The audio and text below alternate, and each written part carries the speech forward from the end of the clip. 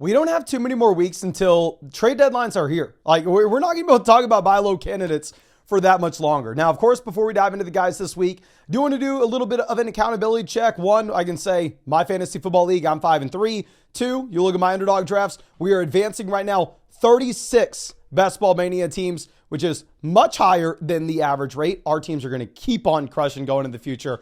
But also, our calls last week as buy low candidates. Obviously, our number one guy was McCaffrey. Since then, we've had a ton of conversation regarding McCaffrey coming back after the bye week. And also, at the same time, I actually went over to the trade finder on the site and looking at the recent deals that were made with McCaffrey, his price is significantly higher than it was before. So honestly, if you didn't buy McCaffrey last week or the week before that, you probably already missed the boat on it.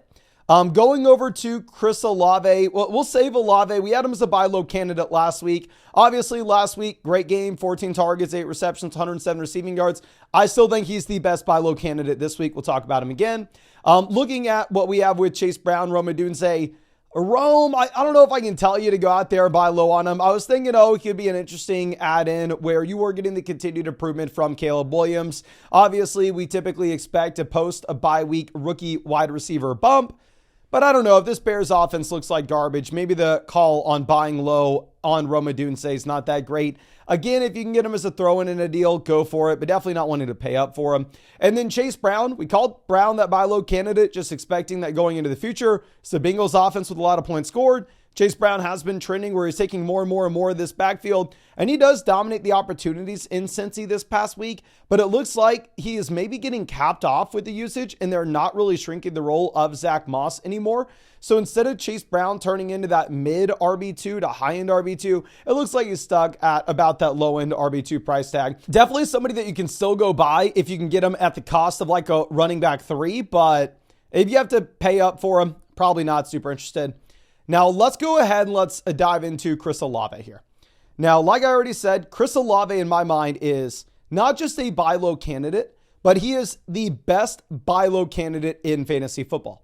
Now, I understand maybe it seems like, okay, well, Mason, we already missed the boat if you didn't buy last week. And yeah, you probably could have got a cheaper price if you would have just bought him last week. But still, I'm willing to go out there and pay an even higher price tag now, where not only do you have no Shaheed rest of season, not only do you have Bub Means now with a high ankle sprain, but also we get confirmation that Derek Carr is coming in this next week. And the issue with Olave was, okay, well, we know he's already going to have all the volume with the injuries that you have here in New Orleans, but this is one of the worst offenses in the league with Spencer Rattler. So you really couldn't start Olave last week, or I didn't want to start him in a 2 wide receiver, 1 flex format. But now that Derek Carr is coming back in, it's no longer a situation in which you have to say that this is going to be one of the worst offenses in the league. You can actually project out the New Orleans Saints to not be great, but to, at the very minimum, be respectable. Like, if we're going to go ahead and look at what we have with expectations in week 9, this is a team that is currently 7-point favorites over the Carolina Panthers. Now, I understand you're going to say, well, Mason, it's Carolina, of course. But I mean, if you are a 7-point favorite on the road, I think that is a team that we can be relatively excited about and expecting that bounce back. Look at the over-under of this game. You have an over-under 45. So sportsbooks right now are putting the Saints as one of the highest scoring offenses in the league this week. Now, with that in mind, of course, the majority of that's coming from the matchup that you have against Carolina.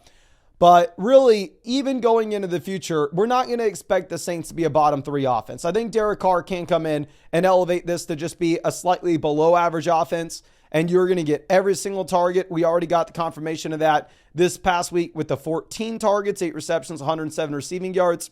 I'm going through and looking at my rest of season rankings. I have him wide receiver 14. In comparison to the receivers that are right behind him, I have him ahead of Brian Thomas Jr. Now, that's with the report that Thomas may miss some time. Obviously, we're going to have to wait for more injury news there. We have him ahead of Marvin Harrison Jr. I think you can go ahead and possibly move Harrison and get to Olave in the vast majority of leagues that you're playing in. I'm just more confident about the passing volume going over in the direction of Olave. And I even have Chris Olave ahead of Devontae Adams in our rest of season ranks. Super aggressive on Olave. I think he's a high-end wide receiver 2 rest of season. Going over and looking at the trade finder on the site, Pretty much every single trade that's been made in fantasy football leagues at this point, I kind of prefer the Olave side of that deal. We actually saw Xavier Legette and DeAndre Swift get traded for Chris Olave. Give me Olave. I actually have DeAndre Swift in the Flock League. I'd love to send him for Olave if possible. Nick Chubb got traded for Olave in a full PPR league. That is an absolute no-brainer. We saw Deontay Johnson and Romeo Doubs get traded for Olave. I think that's the perfect example of a 2-for-1 tier-up. And we actually saw somebody trade Travis Etienne for Olave. Don't think at this point that Olave is just a borderline flex option. That's going to be a boom-bust player. No, Chris Olave is now a player that you start in your lineup every single week, regardless of what the matchup is. Now, of course, if you wanted to check out that trade finder for yourself, it is completely free. You can actually go through and you can filter down to your exact league settings. So only the settings for the league that you play in show up. But what it does is it filters all real fantasy football trades that have been made across every single platform, from the most recent trades to the oldest trades. And you can find it over on flockfantasy.com for completely free. I'll leave the link down in the description in the comment section if you wanted to check it out. Now, going over to our next player, we are going to be looking at Nico Collins. Now, with Nico Collins, I understand people are going to roll their eyes, go ahead, Mason, how the hell am I supposed to buy low on this guy? I understand you're going to have to pay up as if he's a wide receiver 1, but I just want to put baseline expectations for Nico Collins going into the future. That Collins is just not a wide receiver 1. Collins very easily could be the wide receiver 1 overall coming back from this injury. We go back to see what you had pre-hamstring injury for Nico Collins. Week 1, 117 receiving yards. Week 2, 135 receiving yards and 27 fantasy points. Week 3, 86 receiving yards. Week 4, 151 receiving yards and 33 fantasy points. And then I almost don't even want to use week 5, because week 5, the man played one drive of football. He played 13% of the snaps in this offense. And you know what you had? 78 receiving yards and a receiving touchdown. From an efficiency perspective, I think you can't find a single receiver in the NFL this season that has been better than Nico Collins from a yards per route run perspective. Now you have no Stephon Diggs. So Nico Collins can very easily see over 30% of the target share in this Houston Texans offense. Now, if you look at the timeline for him coming back, obviously he's not going to be back this week. He's still going to be on the IR. But reports are saying that Nico should be back next week in week 10. And this will be a game against the Detroit Lions. So we are going to assume that it's probably one of the highest scoring games in the NFL, and probably Houston isn't going to be able to run the ball, so they'll have to throw it. So in that type of environment, this is probably your last chance to go through and buy Nico Collins. Nico will probably be a top 3 wide receiver in our rankings next week. Now, right now, I have Nico Collins wide receiver 7 in the rest of season rankings.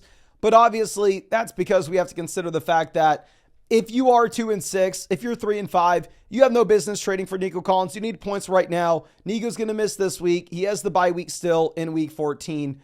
But if you're a playoff team, this is the guy you want to go for. I mean, the players that I have him ranked directly ahead of are going to be Malik Neighbors, Puka Nacua, and Drake London. Now, I'm recording this at halftime of the Giants game, so if Malik Neighbors comes out and has 150 receiving yards and a half of football, I'm allowed to change my mind. But anyway, looking at recent trades, somebody traded Jaden Reed and T. Higgins for Nico Collins. Sign me up for Collins. This is an hilarious trade. Somebody traded Drake May, Mike Evans, JSN for Nico.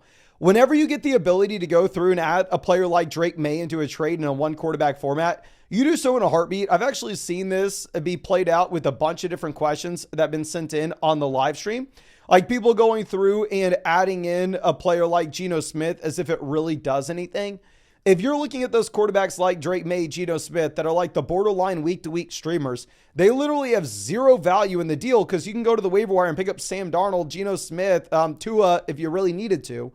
Go pick up Bo Nix. So there is nothing there. Looking at Evans and JSN, Evans going to be missing weeks 9, 10, and 11, presumably.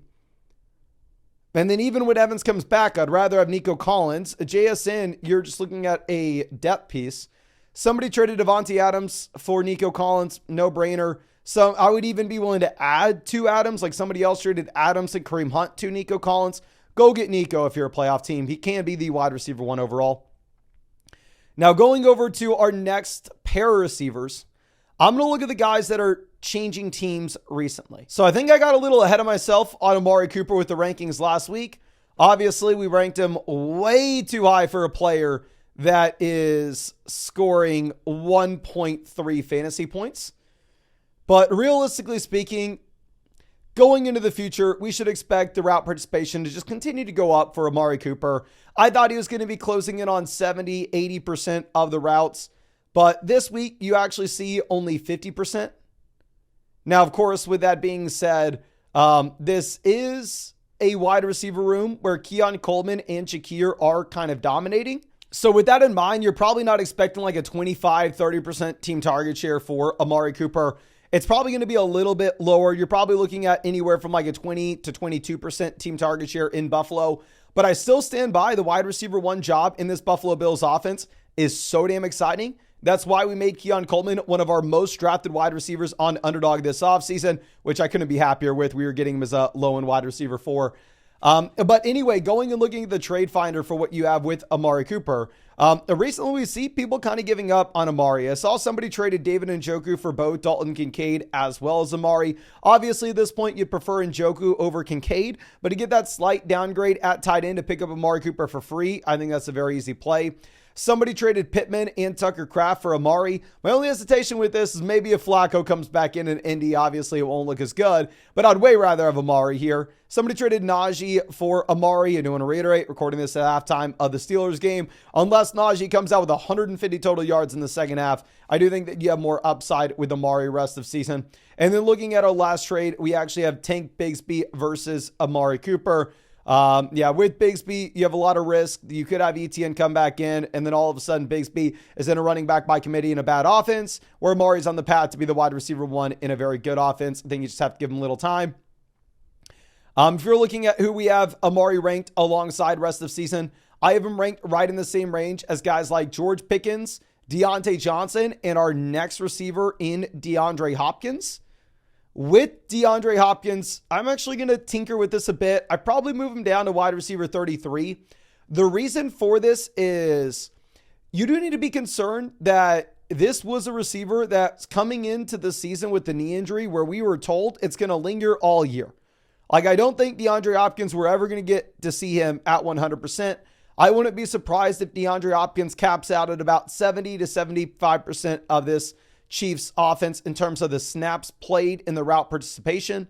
But still, nonetheless, I do think that you have a very realistic shot to be the wide receiver one here in KC.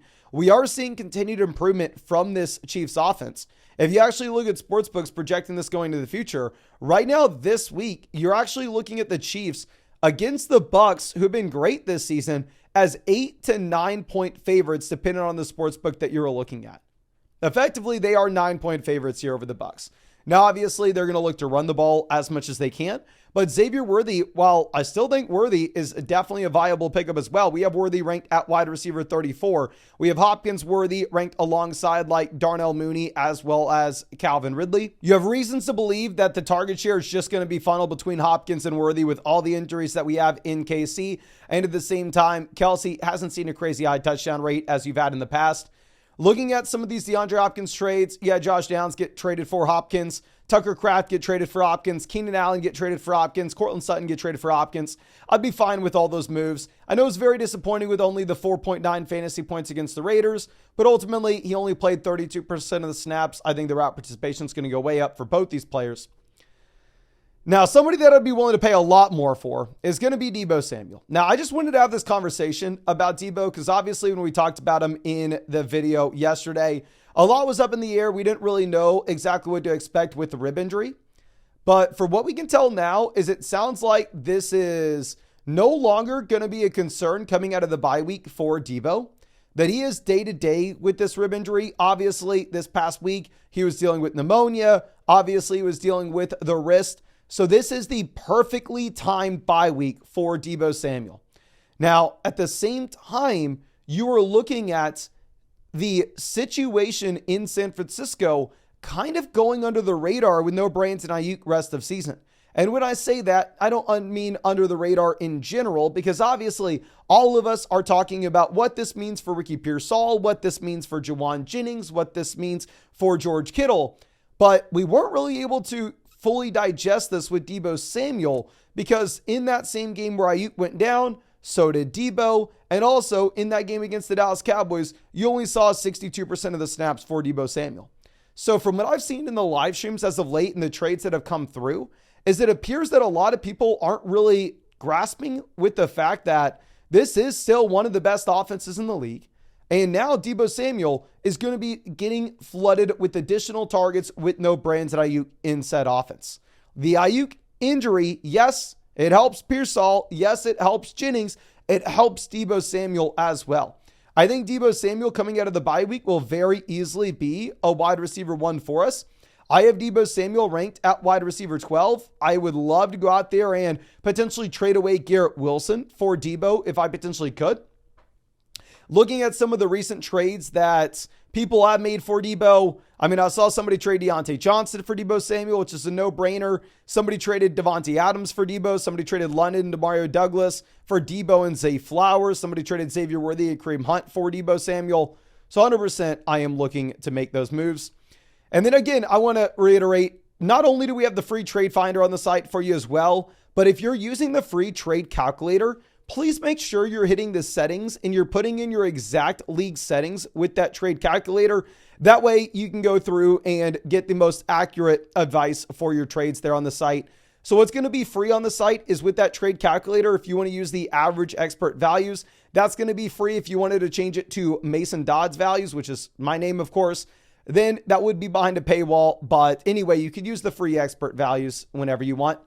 Now going over to our last buy low player, I think we need to talk about Evan Engram. I know Evan Engram wasn't exactly disappointing this past week. You get the 13 fantasy points. Over the past 3 weeks, you've actually had Evan Engram averaging about 13 points per game, which obviously at the tight end position is phenomenal, but this may be better going into the future because now you're in a situation in which you have no Christian Kirk rest of season. We know Kirk is that wide receiver that's operating closer to the line of scrimmage, a little bit more so how you would expect the target tree to look like for Evan Engram. And Brian Thomas Jr. is banged up as well. So I think if we're looking at the market share numbers here for Engram, you shouldn't be surprised at all if these continue to trend upwards. I actually think Evan Engram is my favorite tight end outside of the elite tier. Obviously, the tight ends that you can't come close to are Bowers, Kittle, McBride, Kelsey, whatever order you want. But then after that, I'm looking at a tier of guys like Evan Engram, David Njoku, Cade Otton, Kyle Pitts, maybe you throw in Laporta. But Evan Engram is my favorite tight end out of that grouping. If you needed a tight end, like I saw somebody trade Bigsby for Engram and Moss, somebody traded Hunter Henry for Evan Engram, somebody traded Jordan Mason for Bucky Irving and Evan Engram. I would really love to go buy Evan Engram at any of those price tags. I don't view him as that low-end tight end 1 rest of season. I view him as that mid to high-end tight end 1 based off the injuries you have in Jacksonville. But I really hope I was able to help you out with this. Again, go take advantage of that free trade finder. Go take advantage of that free trade calculator we have over there for you on the site. It's vlogfantasy.com. I'm going to leave the link in the description and comment section, but it should help you out a ton with all the trades that you make. But again, I really appreciate you. Really hope that I was able to help you out and really hope I get to see you out in the live stream later tonight.